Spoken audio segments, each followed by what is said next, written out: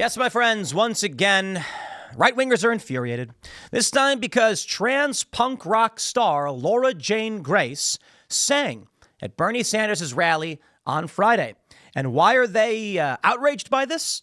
Because Laura Jane Grace's song, this is the singer from the band Against Me, was extremely graphic. I got to be honest, it's so vulgar that I can't actually say it on YouTube. Isn't it funny when they do things like this?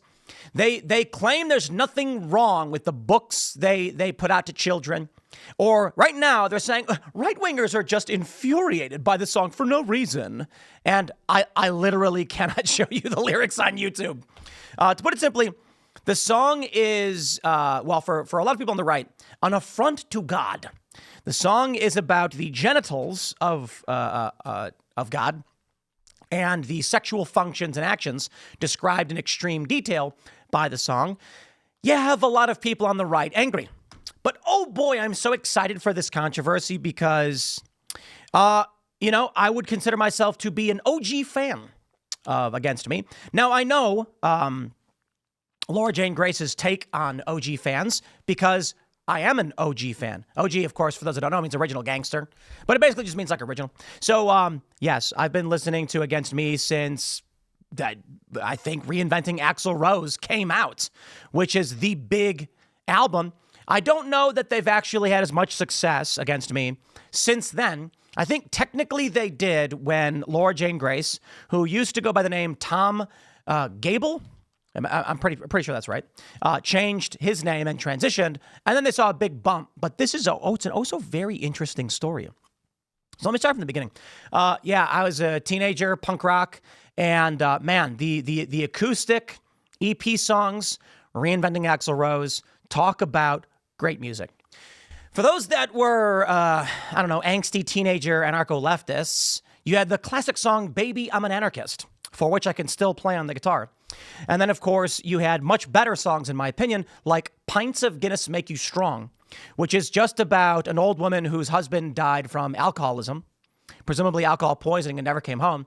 And I'm going to show you the lyrics and explain the true backstory. Probably not, but at least from my perspective. So I can say this. So you get a controversy where a transgender singer is sexually graphic in front of a crowd of people, which I presume largely is adults, but it's a Bernie rally, so there's probably some kids there. Totally inappropriate. And this is exactly the point many of us have in terms of, calling out the woke left and the problems. Now, of course, I pulled up Pink News. Let's see how they frame these things, and then I'll show you how the right is breaking it down. And then let me talk to you about growing up urban Chicago, anti-flag, punk rock, GHB, the virus, et cetera, et cetera, et cetera. And let's read this. Trans punk star Laura Jane Grace sings at Bernie Sanders rally, infuriating right-wingers. I don't know. How about the other headline from the Daily Mail? Trans punk rocker slammed for ungodly lyrics during onstage performance at Bernie Sanders rally. Quote, pure evil. I don't know if they're going to show the lyrics in here. I can't tell them to you on YouTube. I'm not kidding. YouTube would probably at the bare minimum demonetize the video, but they may actually take it down I'm sorry. I don't think the lyrics are going to take it down. It'll get it age restricted. There's a trans punk rock star, Laura Jane Grace, made a surprise appearance at a Bernie Sanders rally, recently infuriating the usual anti-trans right-wing brigade, who were quick to take to social media to denounce her performance. Oh, I'm so excited. So let me just not bury the lead. I believe Laura Jane Grace largely weaponized being trans for money. And this coming from somebody who was deeply influenced and was a fan of Tom and Against Me before the transition. I viewed at the time when the lead singer said that they were going to be transitioning, I said, they got some songs, you know what I mean? And I said, okay, it's whatever. Shout out. And Laura Jane Grace actually has some mutual friends. I know people who know Laura Jane Grace. Never met the person, never talked to him or anything like that. And I was just like, hey, man, do you? I ain't got no beef. I know other people who are trans. I ain't got no beef. I'm going to mind my own business. Largely, I'm not okay with how they do it to kids and all that stuff. However, for those that are actually real fans and have been to the shows, I would say that the honest take here, oh boy, I'm going to break it down for you. Tom, lead singer of Against Me, was in the gutter. The band was not doing really well. They had massive amounts of debt. They failed. They failed. They had this bump of punk rock success, very small, but in the core of, I guess, punk rock. And it didn't translate. It didn't make it. And so there was a point where on stage, Laura Jane Grace, who at the time was Tom, said that he was in massive debt. The band was failing, super depressed. And then I got an idea, trans. And then all of a sudden they saw a big bump. All of a sudden, a bunch of their songs actually did a bit better, but only a bit before disappearing once again. I'll tell you what this is. This performance where Laura Jane Grace gets on stage and starts singing about God doing sexually deviant things or asking questions about grotesque bodily functions. Maybe I shouldn't say grotesque because a lot of it, but described in a grotesque way is probably a better way to put it. I'll tell you what it is. This is a person who has been a hypocrite the whole time, who, lost me as a fan a long time ago due to the hypocrisy of the messaging. And this is another example of, I have lost relevance and I will do anything to take it. And that's the sad reality of Against Me. Let me read a little bit of the news for you. And then I'll back up everything I'm saying because this is a band that I listened to when I was a teenager. The musician and lead vocalist of the band Against Me appeared at Fighting Oligarchy rally held by Bernie Sanders Friday, March 7th. The Vermont left-wing senator and former presidential candidate began the campaign at rallies in Kenosha, blah, blah, blah. You got to do what you got to do. The country's in trouble, and I want to play my role, he told large crowds. Following her performance, Grace used social media to thank Sanders, who has been in Congress since 91, for the opportunity to perform, adding that she has deep respect for the campaign. But her set, which included a live rendition of Your God, God's Dick, wasn't met kindly by anti-trans right-wingers who accused Sanders of aligning with Satan. I ain't going to attack Laura Jane Grace for aligning with Satan. No, mine's much more based in the physical realm, as it were.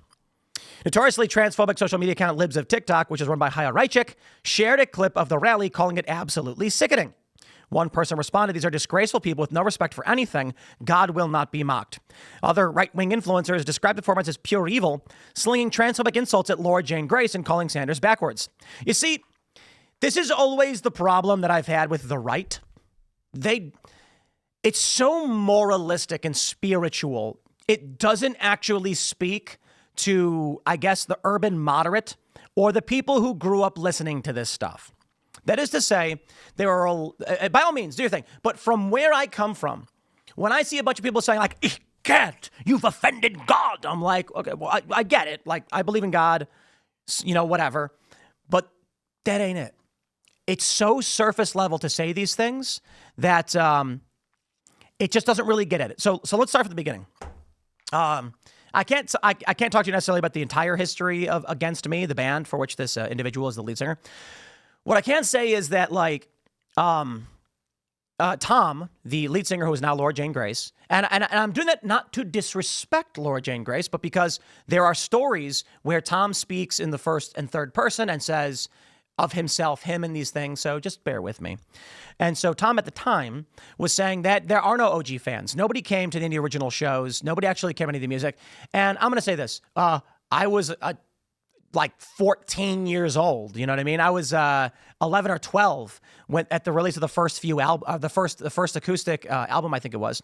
And so, sure, fine, take that. But with Reinventing Axl Rose, when it actually was able to reach my ears, my friends and I at 16 were blasting the album on repeat all day, every day. I could play every song off the album, and I still can. Do I have any pics on me? I'm not actually going to play the song, but I can prove it, you hippie leftists who are claiming I do. I can prove it. Here we go. Okay. Anybody who knows what that song is, you know exactly what song I was playing. So, and you only needed those first little bits. So we grew up listening to this, and then there was the Disco Before the Breakdown EP. And that's where you get a song, the Disco Before the Breakdown, where you're like, hey, it sounds like this dude's gay. No, I mean like literally, because like either he's dating someone who's ugly or fat, or he's singing about being gay, because it has the lyrics, "I know they're going to laugh at us when they see us out together holding hands like this. They wouldn't understand it if we told them all the reasons." Pause. So here's the thing about Laura Jane Grace. Laura Jane Grace is a biological male married to a female and has only married females as far as I know. And so a lot of people call into question right away being like, so this person's got gender dysphoria, wants to be a woman, wrote lyrics about wanting to be a woman, but marries women. So transbian, literally, that's what they call it. They call it transbian. So let me pull up this. What do we have here? Who is Laura Jane Grace? Well, that's Laura Jane Grace right there. That is a little cropped a little bit from Riot Fest. They've had very minimal success. So let's start here. It's possible, whatever. I mean, some people are gender dysphoric and trans, lesbian, whatever that is. I don't know. So I know people who have been to shows for Against Me. And they have a song called Tonight We're Going to Give It 35%. And that is, I can't remember which album it's off of, but I used to play it all the time. I'm pretty sure I can still play. It's only 4 chords anyway. And it's about signing a record deal and how you're realizing how naive you are and how wrong you are about the industry. Because these are like young punk rock people. And I'm not going to speak to the true like mentality of Laura Jane Grace at the time, but they're very much like, the machine is busted and capitalism is bad and we're anarchists, baby, throw a brick, woo. And then it's like, what? We're going to get signed to a major record deal and get $1 million? Let's go. And that's when I was like, hypocrites. And so for me, growing up, being a teenager and hearing all these songs, I was like, I get it, I guess. It's like you want to be angsty and rebellious until the man comes and says, we got money for you. Then you say, I'm on my knees in a bathroom praying to a God I don't even believe in. Please don't let me screw this up. Oh, yeah, that deal you're getting, that money's going to be so sweet. And I'm just like, I get it. I get what people are. So after this, they had Reinventing Axl Rose, which had moderate success. And like in the core, I guess in like the core audience space for punk, it was a big deal. But in the mainstream side of things, not really. There was a certain point where Laura Jane Grace was on stage in Chicago at a show, basically saying that he was super depressed, record sales were in the gutter, the band was failing, they owed like $1 million in debt. And this is what just I've heard from a bunch of fans. Because my friends, from Chicago are basically like, dude, we were there. Basically, dude was saying that going trans was like a desperate bid to save the band. And then a lot of people are like, surprise, surprise, the trans woman is married to a woman. And it felt like a guy with a history of depression who was desperate for recognition, who had who had struggled to make it, and finally saw a modicum of success, was seeing it all slip away and would do anything to keep it, even going trans. Now, I'm not saying that's true, but from what I've heard from fans is that their attitude is, dude all but admitted it, that they were in the gutter. Then after going trans, there was a slight bump.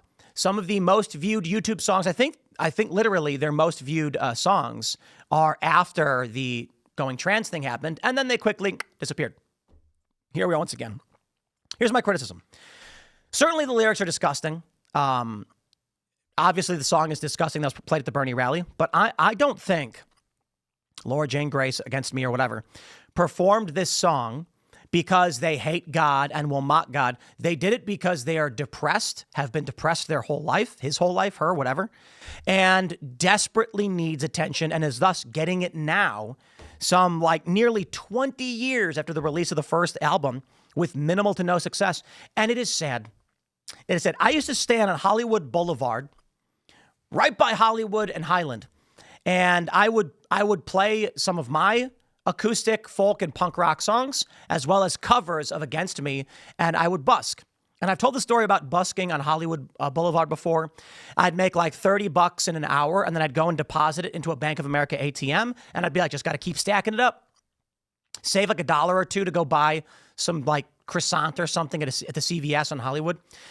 And, the songs that I would play were, many of them were like Against Me. Easy songs to belt, simple to play, 4 chords. And one of my favorite songs to play was this song, Tonight We're Going to Give It 35%, which I could be wrong, but my general understanding as having been a fan, especially with the Disc Before the Breakdown release, August 1st, 2002, it's a song about This band that's supposed to be anti-establishment punk rock, now about to get signed to a label where they're going to cut a deal.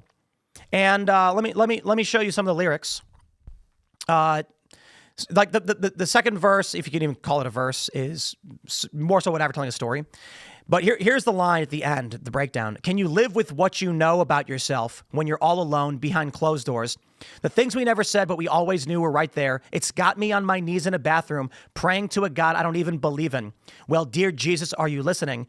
If this is the one chance that really matters, don't let me F this up. If you told me about this when I was 15, I never would have believed it.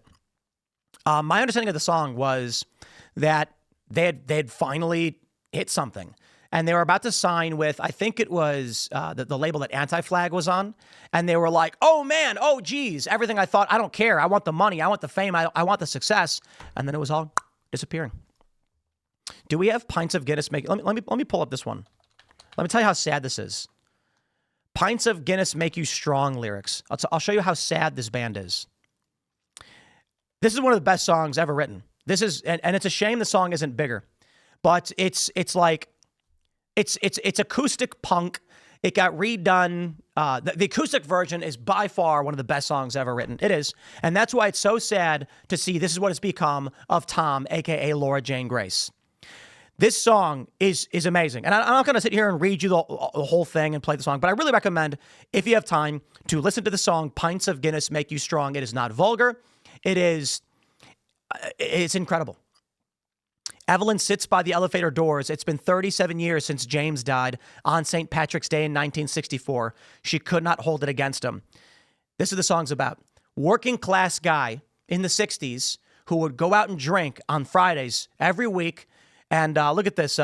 Just like James, I'll be drinking Irish tonight, and the memory of his last work week will be gone forever.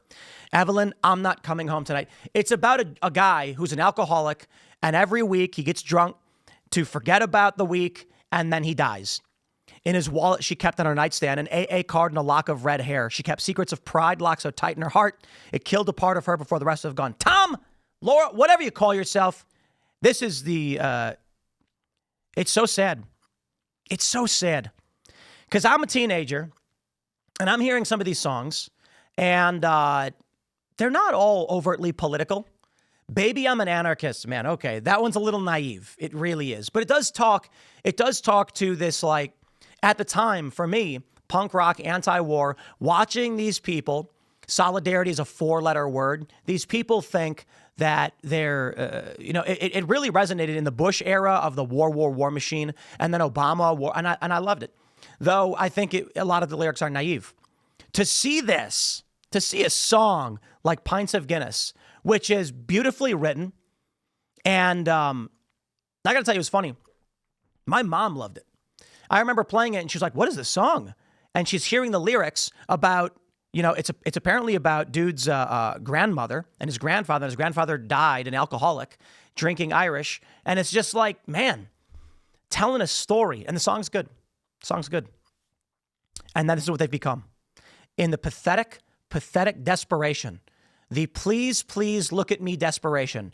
You could have had an epic cult classic album and gone down in history. Instead, you said, please, I'm so desperate for you to look at my face. I will do literally anything, including singing disgusting lyrics about God's genitals and the functions thereof for sexual reproduction.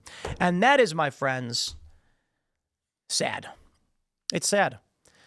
It speaks to a larger psychological phenomenon we see these days. Maybe it's existed in people all along. What I see from this is, and I see from so many people, I was, I love browsing the liberal subreddits like, Kyle Kalinske, Secular Talk, and David Pakman. And I was reading a thread from David Pakman's, shout out to the David Pakman subreddit, where they were saying that they can't stand the clickbait and the fake headlines from David Pakman, because he does. Like, for instance, the one I highlighted a couple weeks ago was where he said Trump worst approval rating in February, all disaster already. And it's like, bro, Trump's approval rating is net positive in aggregate. It's within the margin of error. I think that's fair to say, because Real Clear Politics has him slightly up. 538 had him like down 0.3, which is now defunct anyway. But in aggregate, Donald Trump is within the margin of error of above or below water, which, to be honest, is still his best career track of all time. And it's coming down from a high, which is the best of all time. And you've got these liberal personalities being like, it's the worst of any post-war president ever, or whatever. Like Alan Lichtman. And David makes a headline where it's like disaster already. And then people click it and it's not true. No, here's a better one.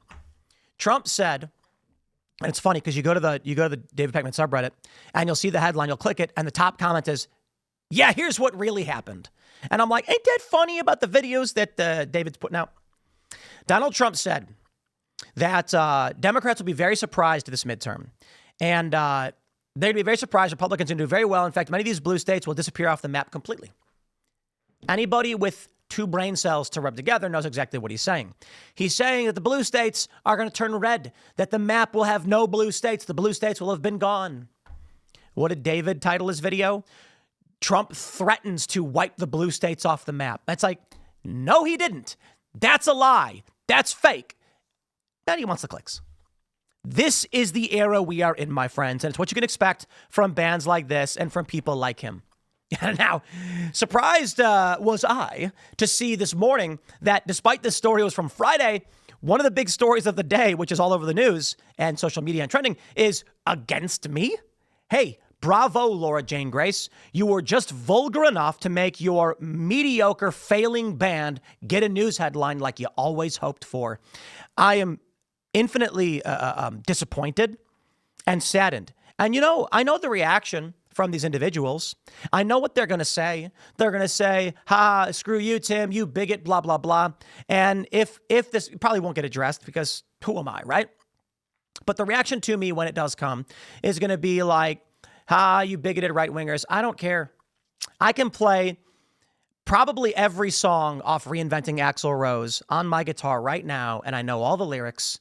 Talk about an amazing album, a transformative album, and coming from the pop punk era of the 90s and then actually learning about real punk, finding this band with acoustic songs, the acoustic version, so much better, and the meaning behind them.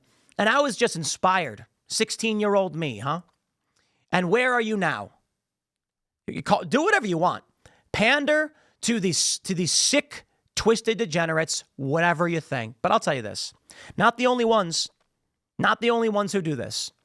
They are so desperate to stay on the left because they're scared of what right wing means. They're not true to themselves. They were never true to themselves. Me? I wrote a song called Will of the People. That song stands true to what I believe today as the same as I did when I wrote it. We put out a song called Genocide that I wrote largely when I was 14 years old, about 90% of it. I've played that song acoustic across the country at open mic nights and even some small cafe shows where I maybe made $90 to $100 in ticket sales. How fun were those days? And we recorded this song and made a modern version of it. It's actually one of our better performing songs, charted on Billboard, and the lyrics to this day still resonate.